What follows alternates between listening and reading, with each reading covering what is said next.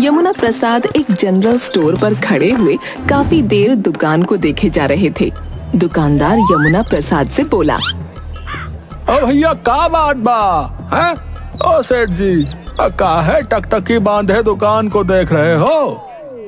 यमुना प्रसाद दुकानदार के ही लहजे में देहाती भाषा में गुस्से से बोले, अब तोहे का बताबा दुकानदार बा, शहरन से हमारी साली आई हुई है, नाक में दम करके रखा है ऊने। इस साली का तो हमेशा से ऐसन ही हाल रहा है साहब, आठ ही जीजा के पीछे हाथ धोकर पड़ जात है। लेकिन तोहरी साली तो 50 बरस के आसपास की हुई गई है, अभी भी ऊके स्टाइल बिस्टाइल ना गए का? अब तोहे का बताऊं दुकानदार भैया, हमारी साली विदेशवा से यहाँ आई है। अरे काहे झूठ बोलत हो सेठ जी हैं? 15 दिन पहले ही तो तोहरी साली यहाँ से गई रही। हाँ गई रही, लेकिन गलती से वो विदेशवा चली गई और वहाँ से पता नहीं का नए चोचले सीख कर आई है। मुझे एक दूध का डब्बा दे दो भैया। अरे तो ई बात बोलो ना सेठ जी, तोहरी मेहरारू का बिटवा हुआ है, इसीलिए दूध का डिब्बा मांग रहे। तोहरा दिमाग तो ठीक है। अरे हमरी विदेशवा वाली साली गैया का दूध नहीं पीती, बल्कि विदेशवा में डब्बे का दूध की चाय पीना सीख के आई है। हाँ, अब नौटंकी मत करो, चलो जल्दी से दूध का डिब्बा दे दो। दुकानदार ने यमुना प्रसाद को दूध का डिब्बा दे दिया और यमुना प्रसाद पर पटकते हुए उस दुकान से जाकर एक पेड़ के नीचे छांव में खड़े होकर बोले, आजकल तो मेरे दिन ही सही नहीं चल रहे हैं। एक तो हर 10 या 15 दिन के बाद मेरी साली झुमकी आधमकती है और मेरे खिलाफ मेरी पत्नी के कान भरती रहती है, और ऊपर से मेरा भुलक्कड़ नौकर, उसने भी मेरा जीना हराम कर रखा है। देखता हूँ अब इस दूध के डब्बे का क्या करेगी। इतना बोलकर यमुना प्रसाद अपने घर की ओर चले गए, जहाँ पर उनकी साली झुमकी और पत्नी कांता नए जमाने के स्टाइल के कपड़े पहने खड़ी थीं। अरे कांता, अरे ये तुमने किस तरह के कपड़े पहन रखे हैं? अजी तुम ठहरे गांव के गंवार, तुम्हें क्या मालूम कि आजकल क्या फैशन चल रहा है। अरे कांता, अपने आप को एक बार शीशे में गौर से देखो, तुम किसी कार्टून से कम नहीं लग रही हो, समझी? अरे तुम समझती क्यों नहीं हो कि तुम एक गांव की स्त्री हो, और वो भी 60 बरस के आसपास भाई। तभी यमुना प्रसाद की साली गुस्से से यमुना प्रसाद की ओर देखकर बोली, कम ऑन जीजे, इंसान को फैशन के हिसाब से चलना चाहिए।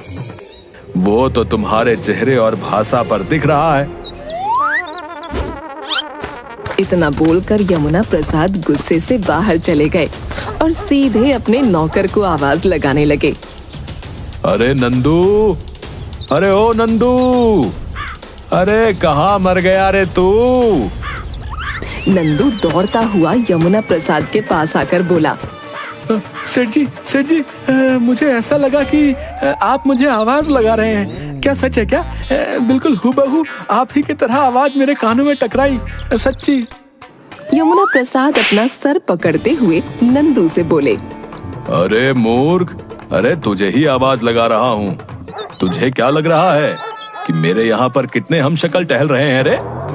नंदू, जिसे भूलने की बीमारी थी, मुस्कुराता हुआ बोला, माफ कीजिएगा, मैंने आपको पहचाना नहीं है। ये सुनकर यमुना प्रसाद का बुरी तरह से दिमाग खराब हो गया और उन्होंने एक जोरदार चांटा नंदू के गाल पर जड़ दिया। अब समझ आया कि मैं कौन हूँ? कुछ याद आया कि नहीं आया, बोल। नंदू गाल पर हाथ सहलाते हुए बोला, हाँ, मुझे याद आ गया, आप मेरे सेठ जी हैं, याद आ गया। अब अगर याद आ गया है तो जा जल्दी से जाकर एक कप चाय बना लेकर आ। मेरा सर दर्द के मारे फटा जा रहा है भाई। लेकिन मालिक, दूध तो खत्म हो गया है। हाँ, मैं तो भूल ही गया कि मेरी इस विदेशी साली को गाय का और भैंस का दूध ही पसंद नहीं है। अब ठीक है, तू एक काम कर, जाकर डब्बे का दूध इस्तेमाल कर ले। मुझे बस किसी भी तरह से एक कप चाय पिला दे। मुझे शांति चाहिए भाई। नंदू वहाँ से चुपचाप चाय बनाने चला गया, मगर काफी देर तक वो चाय बनाकर नहीं लाया। अरे अब इसको क्या हो गया?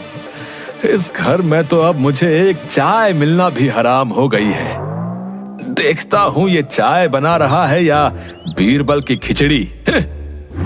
इतना बोलकर यमुना प्रसाद घर के अंदर चले गए और रसोई घर में नंदू को बैठे देखकर क्रोधित होते हुए बोले, नंदू, अरे ओ नंदू, अरे मैं कब से तुझे आवाज लगा रहा हूँ रे निकम्मे। मालिक, आपने ही तो कहा था कि एक कप चाय बना लाओ। हाँ मैंने कहा था, लेकिन 2 घंटे पहले कहा था रे। मालिक, मैं चाय तो 2 घंटे से बना रहा हूँ, लेकिन चाय में खौला ही नहीं आ रहा। तभी यमुना प्रसाद ने देखा कि गैस का चूल्हा बंद था। यमुना प्रसाद अपना सर पीटते हुए नंदू से बोले, अरे ओ भुलक्कड़ की औलाद है, जब तक तू गैस को खोलेगा नहीं तो चाय कैसे पकेगी रे? बता बता। माफ कीजिएगा मालिक, मैं गैस को खोलना ही भूल गया। तभी मैं कहूँ कि मैं तो पानी में दूध की पत्ती, चीनी सब डाल दिया हूँ, फिर भी चाय बन क्यों नहीं रही? यमुना प्रसाद क्रोधित होकर घर से बाहर निकलकर बैठ गए। तभी वहाँ पर यमुना प्रसाद की साली झुमकी आकर बोली, जी चाची, आपको सुबह सुबह चाय नहीं पीनी चाहिए। क्यों? अगर मैं सुबह चाय नहीं पीऊंगा तो और क्या पीऊंगा? मैं 10 दिन विदेश में रह के आई हूँ। मैंने देखा है कि वहाँ के लोग चाय से ज्यादा जूस पीना पसंद करते हैं। आपको कॉफी पीनी चाहिए। और हाँ, मुझे कुछ पैसे भी चाहिए जीजा जी, मैं मार्केट से शॉपिंग करने जा रही हूँ। शॉपिंग करने? झुमकी, ये तुम्हारा शहर नहीं बल्कि गांव है। मेरी समझ में नहीं आता कि तुम्हारा पति तुम्हें कैसे झेलता है। जी चाची, उस आदमी को तो अब तक मैं झेलती हुई आई हूँ, बट विदेश जाकर मुझे पता लगा रोज रोज पैसे खर्च करके शॉपिंग करने में बहुत मजा आता है। सीधी तरह से अपनी जेब ढीली कीजिए, नहीं तो जीजी से आपकी शिकायत कर दूंगी। यमुना प्रसाद ने ना चाहते हुए भी कुछ पैसे झुमकी के हाथ में पकड़ा दिए। झुमकी धूप में छाता लगाकर इठलाती हुई वहाँ से चली गई। बस बहुत हो गया। जब से ये विदेश से यहाँ आई है तब से इसने मेरा उठना हराम कर रखा है। इतना बोलकर यमुना प्रसाद पैर पटकते हुए अपनी पत्नी के पास आकर बोला,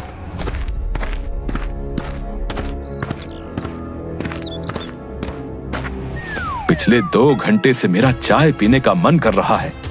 तुम तो हाथ पे हाथ धरे बैठी रहती हो, हैं? तुमसे तो एक कप चाय का भी सहारा नहीं है। सुनो जी, मेरे ऊपर नाराज होने की कोई जरूरत नहीं है। तुम चाय बनवाने के लिए ब्याह कर नहीं लाए थे। पता नहीं कौन सा मनहूस दिन था जब मैंने तुमसे विवाह किया था। तुम दिन भर कोई कामकाज तो करती नहीं हो, बस पड़ी पड़ी बैठकर खाती रहती हो। और दूसरी तुम्हारी बहन झुमकी है जो कभी भी यहाँ पर आ धमकती है। सुनो जी, मेरे बारे में तुम्हें जो बोलना है वो बोल सकते हो, लेकिन खबरदार जो मेरी छोटी बहन के बारे में कोई बकवास की। अपने भुलक्कड़ नौकर का गुस्सा मुझ पे मत उतारो। जब से मेरा विवाह तुमसे हुआ है मैं तुमसे ज्यादा अपनी साली से परेशान हूँ। शादी के बाद वो अपने ससुराल में कम और यहाँ पर ज्यादा रहती है।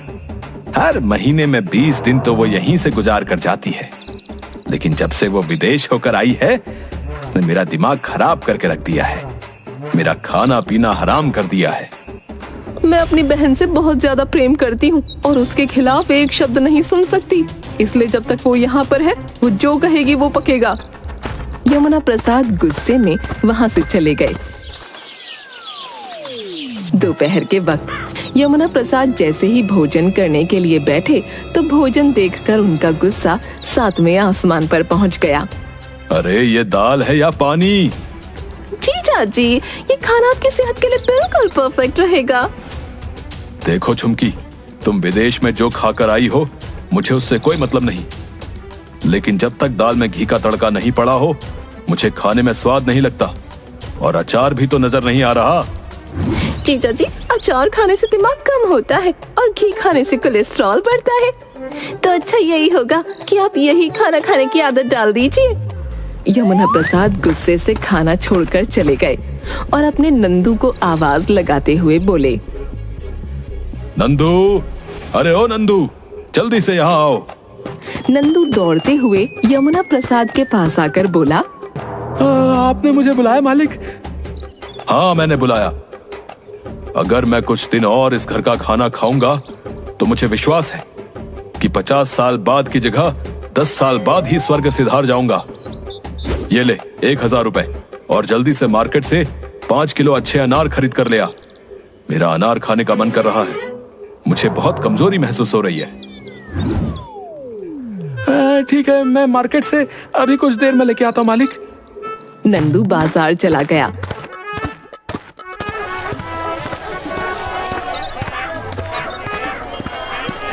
मगर बाजार जाकर फिर भूल गया। अरे मैं तो फिर भूल गया कि मालिक ने क्या मंगाया है। तभी नंदू को कुछ याद आया। मैं भी कितना भुलक्कड़ हूँ। जब से मालिक की साली घर आई है तब से मालिक अचार खाने को तरस गए हैं। जरूर मालिक ने अचार मंगाया है। मैं भी कितना भुलक्कड़ हूँ। अचार मंगाया था और मैं भूल गया। इतना बोलकर नंदू अचार की दुकान से 5 किलो अचार खरीदकर घर ले आया और यमुना प्रसाद की ओर देखकर बोला, मालिक, पूरे 5 किलो अचार लेकर आया हूँ। जब से मालकिन की बहन आई है तब से आपका अचार खाने का बड़ा मन कर रहा था ना।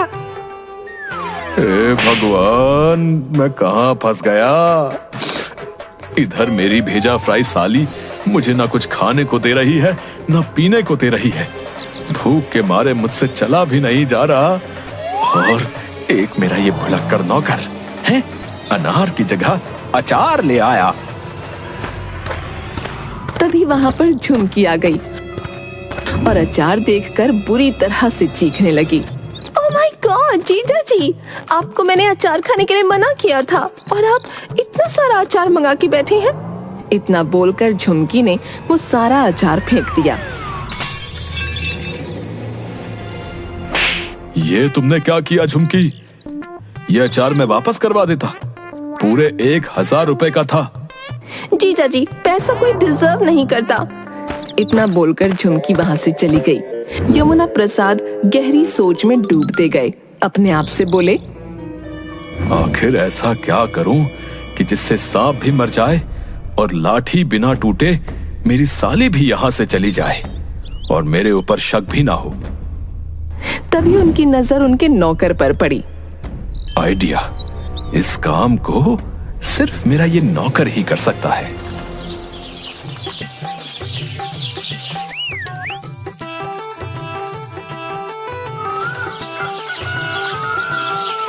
अगले दिन यमुना प्रसाद तेज आवाज में बाहर बैठकर अखबार पढ़ने लगे। अरे वाह वाह वाह, क्या खबर है। कोई भी स्त्री अगर रोज केले खाएगी तो वो दोबारा जवान और सुंदर हो जाएगी, और अगर उसे केले की जगह कोई दूसरी वस्तु देखने को मिल जाए तो वो पागल हो जाएगी। यमुना प्रसाद की इस बात को झुमकी पीछे खड़ी हुई चुपके से गौर से सुन रही थी। अरे वाह वाह, लेटेस्ट न्यूज, मुझे विदेश में पता ही नहीं चली। इसका मतलब आज मुझे केले ही खाने चाहिए। झुमकी सीधी नंदू के पास जाकर बोली, मेरा आज केले खाने का बहुत मन कर रहा है, जल्दी से मेरे लिए केला लेकर आ। नंदू चुपचाप पैसे लेकर बाजार गया।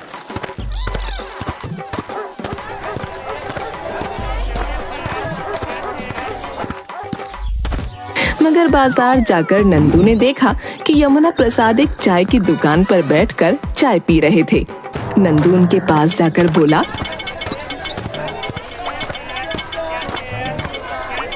अरे मालिक, आप तो घर पर अखबार पढ़ रहे थे। आजकल घर पर तो मुझे चाय पीने को भी नहीं मिलती, इसलिए यहाँ आना पड़ा। वैसे तू यहाँ पर क्या कर रहा है? मालिक, मालकिन की बहन ने मुझसे कुछ मंगाया था। अरे मालिक, मैं तो फिर से भूल गया कि मुझसे क्या मंगाया था। यमुना प्रसाद मुस्कुराते हुए बोले, अरे याद कर लो नंदू, याद आ जाएगा। तभी नंदू की नजर एक ठेले पर पड़ी। अरे मालिक, याद आ गया मालिक, याद आ गया। अच्छा हुआ आप मुझे यहाँ मिल गए। मालकिन की छोटी बहन ने मुझसे ठेला मंगाया था। हाँ हाँ हाँ। लेकिन वो ठेले का क्या करेगी भाई? अब मुझे क्या पता मालिक। तभी चाय वाला यमुना प्रसाद से बोला, ये ठेला मेरा है सेठ जी, आप चाहें तो इसे ले जा सकते हैं, और जब आपकी मर्जी हो मुझे वापस कर दीजिएगा। ये तो मेरा काम और आसान हो गया मालिक। इतना बोलकर नंदू ठेला लेकर सीधे घर चला गया और बाहर से मालकिन को आवाज लगाने लगा।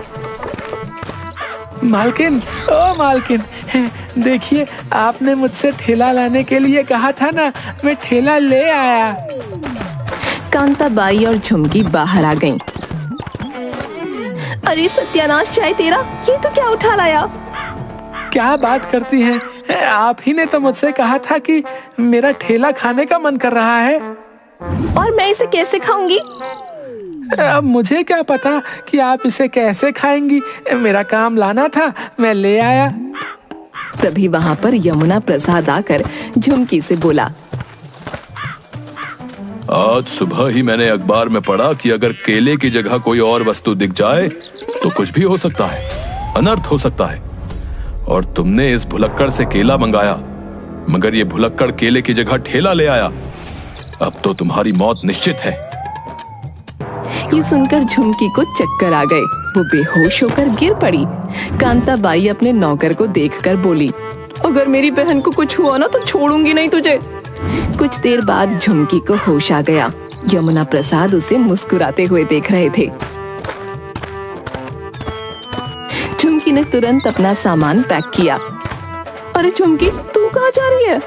बहन, अगर मैं यहाँ 1 मिनट भी रुकी तो आज मैं सिर्फ बेहोश हुई हूँ, कल हो सकता है सीधे स्वर्ग से धार जाऊं।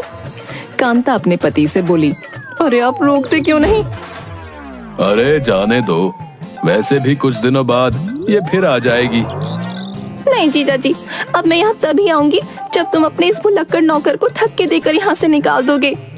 इतना बोलकर झुमकी बिजली की रफ्तार से वहाँ से निकल गई और कांता पैर पटकती हुई अपने कमरे में चली गई। नंदू डरते हुए अपने मालिक से बोला, मालिक, मैंने फिर से कोई गलती कर दी क्या? यमुना प्रसाद मुस्कुराते हुए वहाँ से चले गए।